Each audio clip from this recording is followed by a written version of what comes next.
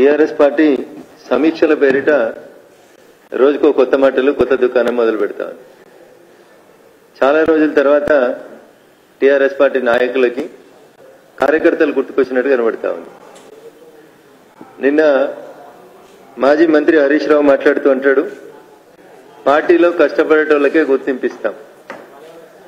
ఎన్ని సంవత్సరాల తర్వాత గుర్తుకొచ్చింది అనేది ఒకసారి హరీష్ చెప్పాలి. 20 సంవత్సరాల తర్వాత 10 సంవత్సరాలు అధికారంలో ఉండి అధికారం కోల్పోయిన తర్వాత ఇప్పుడు ఏమంటున్నాడు హరీష్ అంటే, పార్టీలో కష్టపడే కార్యకర్తలకి గుర్తింపు ఇస్తాం అంటే ఇన్ని రోజులు ఇవ్వలేదని ఒప్పుకురు కదా. ఇంకో మాట చెప్తున్నాడు ఆయన, ఉద్యమకారులకు పార్టీలో సముచిత స్థానం కల్పిస్తాం.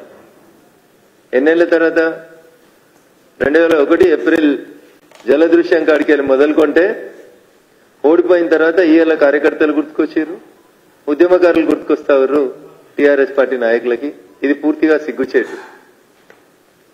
నిజంగా ఈ రెండు మాటలకి ఈ రెండు పదాలకి మీకు అర్థం తెలిసినా, ఈ పదాలకు మీరు కట్టుబడేది ఉన్నా, మీకు ఒక పరీక్ష అనుకుంటారో, మీ నిజాయితీని మీరు నిరూపించుకుంటారో మీరు చెప్పాలి. రేపు ఎన్నికలు వస్తే ఏప్రిల్ 2024లో ఈ రెండు మాటలకి మీరు కట్టుబడి ఉంటారా? ఒకటి, ఉద్యమకారులకు సీట్లు ఇస్తాం. 2, పార్టీలో కష్టపడి పనిచేసినటువంటి కార్యకర్తలకి సముచిత స్థానం ఇస్తాం. ఈ రెండు మాటలకి మీరు కట్టుబడి మీ నీతిని మీ నిజాయితీని నిరూపించుకోవాలని చెప్పి నేను ఈ సందర్భంగా విజ్ఞప్తి చేస్తా ఉన్నా. జై తెలంగాణ అనే పదానికి అర్థం చెప్పి, తెలంగాణ అనేటువంటి ఉద్యమానికి ఊపు తెచ్చి, తెలంగాణ రాష్ట్ర సమితిలో కార్యకర్తలుగా పనిచేసి 2001 నుంచి కుటుంబాలను కోల్పోయి కుటుంబ సభ్యులు ఆత్మహత్య చేసుకున్న, జై తెలంగాణ అనే నినాద కోసం పనిచేసినటువంటి అనేక మంది కార్యకర్తలు, అమరులైనటువంటి కుటుంబాలు, అన్ని త్యాగం చేసినటువంటి కుటుంబాలని మీరు ఏ రోజు పట్టించుకోలేదు అని చెప్పుకోవడానికి సజీవ తార్కాణం మలిదశ తెలంగాణ ఉద్యమాన్ని మలుపు తిప్పిన శ్రీకాంతాచారి తల్లి శంకరమ్మ గారు. శంకరమ్మ గారు ఇంటికి పోయి మనమని బర్త్డే ఉందంటే బావ బామ్మర్దులు ఇద్దరు కలిసి భోజనం చేసుడు కాదు.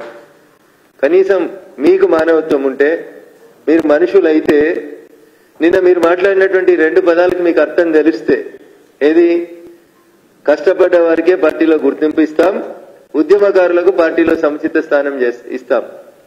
ఇంతకాలం ఇయ్యలేకపోయినాం, తప్పైంది, చెంపలేసుకుంటున్నాం, కొత్త అమరవీరుల స్తూపం కట్టినాం, ఆ అమరవీరుల సాక్షిగా శంకరమ్మ పేరు వాడుకొని అన్యాయం చేసినాం అని తప్పైందని చెప్పి బావా బామ్మర్దులు ఇద్దరు వచ్చి కొత్త అమరవీరుల స్తూపం కాడ తప్పైందని చెంపలేసుకొని ముక్కురాలకు రాసి ఇప్పుడు వచ్చేటువంటి 17 సీట్లన్నా, 2024 ఏప్రిల్లో వచ్చేటువంటి 17 సీట్లైనా ఉద్యమకారులకి, తమ కుటుంబాల సభ్యుల్ని కోల్పోయిన వాళ్ళకి, అసలు సిసలైనటువంటి కార్యకర్తలకు ఇస్తామనేటువంటి మాట ఆ అమరవీరుల స్తూపం దగ్గర ప్రమాణం చేయండి.